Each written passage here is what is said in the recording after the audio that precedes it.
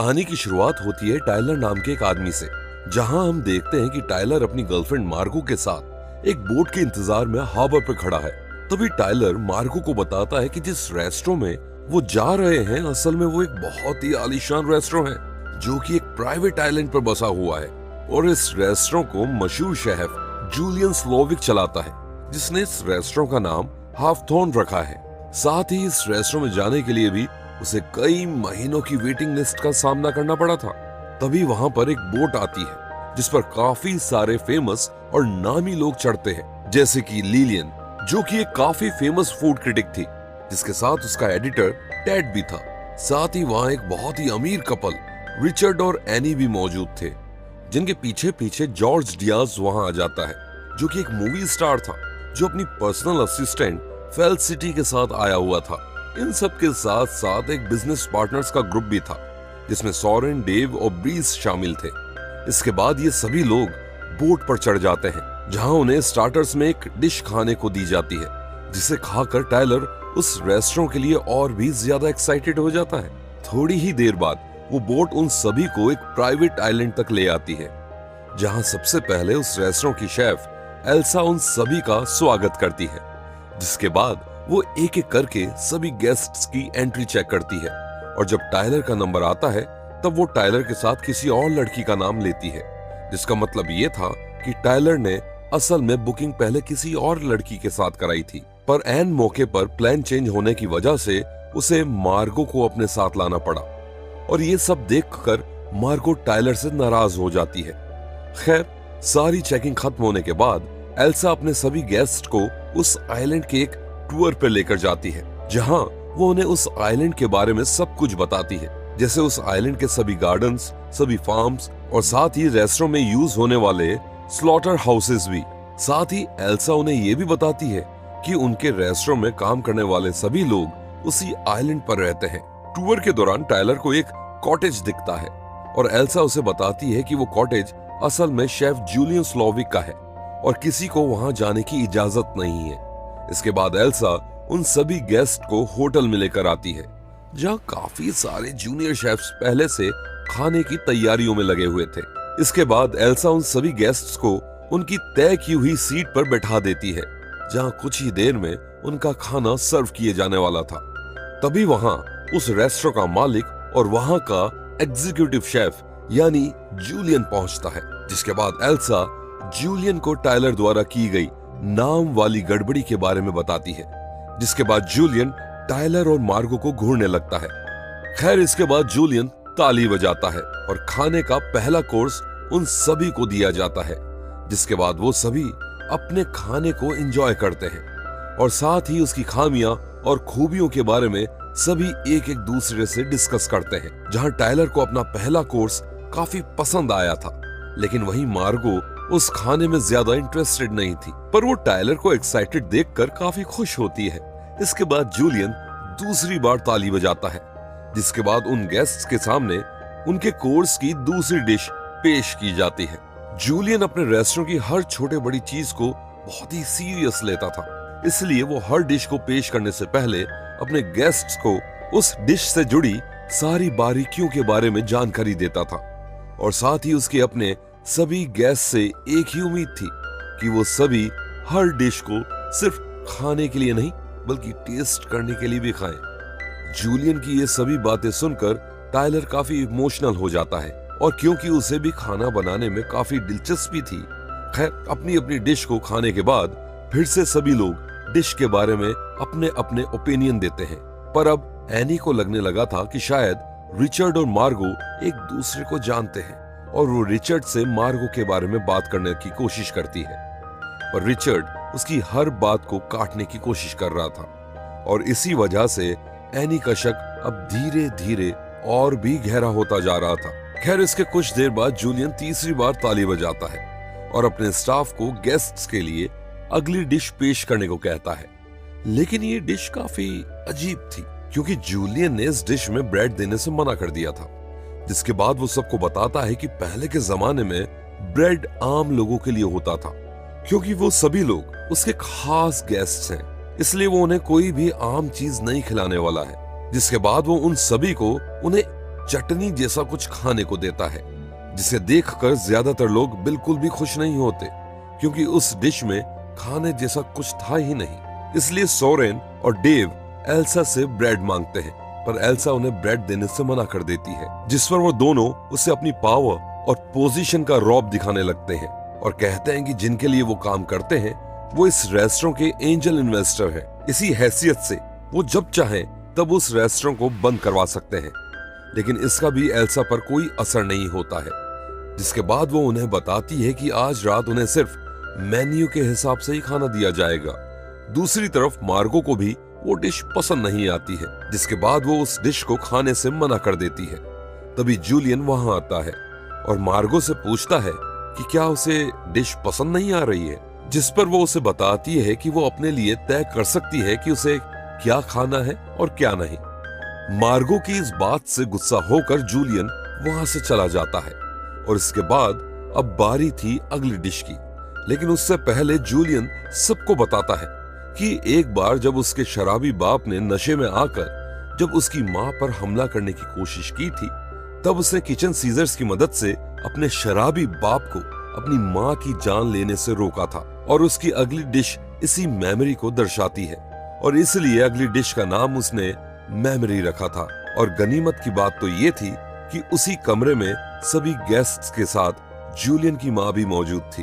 खैर, इसके बाद जूलियन अपने स्टाफ के साथ अपनी अगली डिश उन सभी के सामने पेश करता है, जिसके साथ वो उन्हें टॉर्टियाज यानी रोटी भी सर्व करता है, जहां हर गेस्ट की रोटी पर उसकी जिंदगी से जुड़ी कुछ पर्सनल चीजों की पिक्चर्स बनी हुई थी।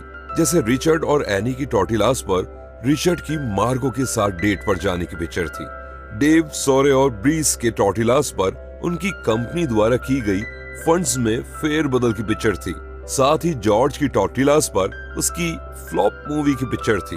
और इसी तरीके से बाकी सभी टॉर्टिलास पर भी कोई ना कोई पिक्चर छपी हुई थी। इसी चीज को देखकर वहां बैठे सभी लोग हैरान हो जाते हैं, क्योंकि डर था कि जूलियन उन सब की जिंदगियों के बारे में इतना सब कुछ कैसे जानता है। खैर, अब इतना सब कुछ देखकर मार्गो भी एकदम फ्रस्ट्रेट हो जाती है और वहां से उठकर सीधा वॉशरूम चली जाती है। लेकिन तभी वहां एकदम से जूलियन भी आ जाता है, जिसे देखकर मार्गो घबरा जाती है। इसके बाद जूलियन उसे बताता है कि उसे मार्गो के बारे में कुछ अजीब लग रहा है और वो जानता है कि उसका नाम मार्गो नहीं है। जिसके बाद किसी तरह मार्गो उससे पीछा छुड़ाकर वहां से निकल जाती है। इसके कुछ समय बाद अब फोर्थ डिश को पेश करने का समय हो गया था, लेकिन इस डिश को लाने से पहले जूलियन उन्हें बताता है कि इस डिश का नाम है द मेस और ये डिश उसके ही रेस्टोरेंट के एक शेफ जेरेमी ने बनाई है। जिसके बाद जेरेमी आगे आता है और जूलियन उन्हें बताता है कि क्योंकि वो उसकी तरह एक बड़ा शेफ नहीं बन सकता है, इसलिए वो उन सबको अपनी आखिरी डिश खिलाने वाला है। और तभी हम देखते हैं कि जेरेमी एकदम से गन बाहर निकालकर खुद को गोली मार लेता है। इस घटना के होते ही वहां अफरा तफरी मच जाती है और सभी लोग डर जाते हैं। लेकिन उनमें कुछ लोगों को भी ये एक शो का हिस्सा लग रहा था, जिसके बाद वो बाकियों से ज्यादा परेशान ना होने के लिए कहते हैं। इसके बाद स्टाफ जेरेमी की लाश को वहां से ले जाते हैं और सभी गेस्ट्स के सामने अगली डिश पेश की जाती है और सभी उसे खाने लगते हैं। लेकिन तभी एकदम से रिचर्ड और एनी वहां से जाने लगते हैं, जिनका रास्ता एल्सा रोक लेती है और उन्हें जाने से रोक देती है। लेकिन रिचर्ड के ज्यादा जिद करने पर वहां खड़े गार्ड्स उसे पकड़कर उसके हाथ की एक उंगली काट देते हैं और ये देखकर वहां बैठे सभी लोग डर जाते हैं। लेकिन तभी हम देखते हैं कि इन सब चीजों का टायलर पर कोई फर्क नहीं पड़ रहा था और इतना सब कुछ होने के बावजूद भी वो अपना खाना ही एंजॉय करने में लगा हुआ था, जिससे हमें पता चलता है कि टायलर मेंटली अनस्टेबल था। इस सारी घटना के बाद जूलियन मार्गो को अपने पास बुलाता है और उसे बताता है आज वहां हर कोई मरने वाला है और क्योंकि वो ओरिजिनल गेस्ट लिस्ट में नहीं थी, इसलिए जूलियन उसे एक मौका देता है कि या तो वो उसकी तरफ आ जाए या गेस्ट्स की तरफ रहे। अब अगली डिश पेश करने से पहले जूलियन उन सभी लोगों को बताता है कि असल में वो सभी वहां एक खास वजह से है। जैसे लिलियन ने अपने खराब रिव्यू से काफी रेस्टोरेंट बंद करवाए थे, वहीं रिचर्ड और एनी उस रेस्टोरेंट के रेगुलर कस्टमर्स होने के बावजूद भी जूलियन की बनाई हुई एक भी डिश याद नहीं थी और ये जूलियन अपनी बेइज्जती समझता था। तभी जूलियन उन सबको अपने उस रेस्टोरेंट के इन्वेस्टर से मिलवाता है, जिसके बाद वो उन सब के सामने ही उसे मौत के घाट उतार देता है। वो सिर्फ इसलिए क्योंकि वो चाहता था कि जूलियन अपने मेन्यू में थोड़ा चेंज करे। अब थोड़ी देर बाद मार्गो जूलियन से मिलती है और उसे बताती है कि उसका असली नाम इरीन है और वो एक प्रोस्टिट्यूट है जिसकी सर्विस कुछ समय पहले रिचर्ड ने भी ली थी और इसी वजह से वो उसे जानती थी।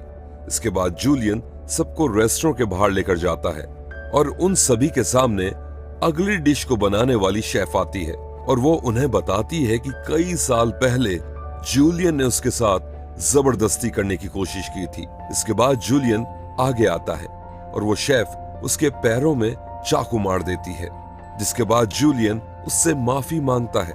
अब जूलियन सभी मर्दों को वहां से भागने का मौका देता है और उन्हें बताता है कि उनके पास 45 सेकंड है भागने के लिए, जिसके बाद उनके गार्ड्स उन्हें पकड़ने की कोशिश करेंगे। ये सुनते ही वो सभी वहां से भागने लगते हैं। वो शेफ बची हुई सभी औरतों को वापस अंदर लेकर जाती है जहां उन्हें अगली डिश खिलाई जाती है और तभी उस रेस्टोरेंट के सारे गार्ड्स उन सभी मर्दों को एक एक करके पकड़ लेते हैं और उन्हें रेस्टोरेंट में वापस ले आते हैं। इसके बाद जूलियन टायलर से आकर मिलता है, जहां हमें पता चलता है कि टायलर को असल में पहले से ही पता था कि आज वहां सभी मरने वाले हैं और फिर भी वो अपने साथ मार्गो को ले आया है। ये बात सुनकर मार्गो गुस्से से भर जाती है। इसके बाद हम देखते हैं कि जूलियन टायलर को कोई भी एक डिश बनाने को कहता है, ये साबित करने के लिए कि वो उसका बहुत बड़ा फैन है। लेकिन जब टायलर जूलियन को कुछ बना के खिलाता है तब जूलियन उसके बेकार खाने की काफी बेइज्जती करता है और उसके कान में कुछ कहता है, जिसके बाद टायलर उठकर वहां से चला जाता है और खुद को फांसी लगा लेता है।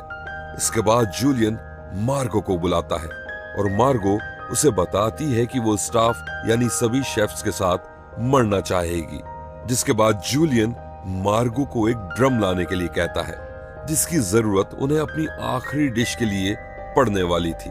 इसके बाद मार्गो ड्रम लेने के बहाने सीधा जूलियन के कॉटेज में चली जाती है, जहां एकदम से एल्सा आ जाती है और वो उस पर हमला कर देती है, जहां मार्गो एल्सा के जानलेवा हमलों से खुद को बचाने की कोशिश करती है और इस लड़ाई में आखिरकार एल्सा की मौत हो जाती है।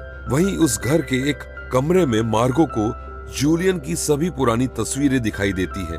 तभी उसकी नजर वहां रखे एक रेडियो पर पड़ती है, जिसका इस्तेमाल करके वो बाहर से मदद बुलाने की कोशिश करती है और थोड़ी ही देर बाद वहां कोस्ट गार्ड ऑफिसर आ जाता है, जो कि पहले तो सबको एक नॉर्मल ऑफिसर लग रहा था, लेकिन थोड़ी ही देर में सब जान जाते हैं कि असल में वो भी जूलियन का ही एक साथी था। जिसके बाद एकदम से परेशान होकर मार्गो उठती है और जूलियन को बताती है कि उसके रेस्टोरेंट का खाना बिल्कुल भी अच्छा नहीं है, क्योंकि वो खाना प्यार से नहीं बनाता है और उसे भी भूख लगी है।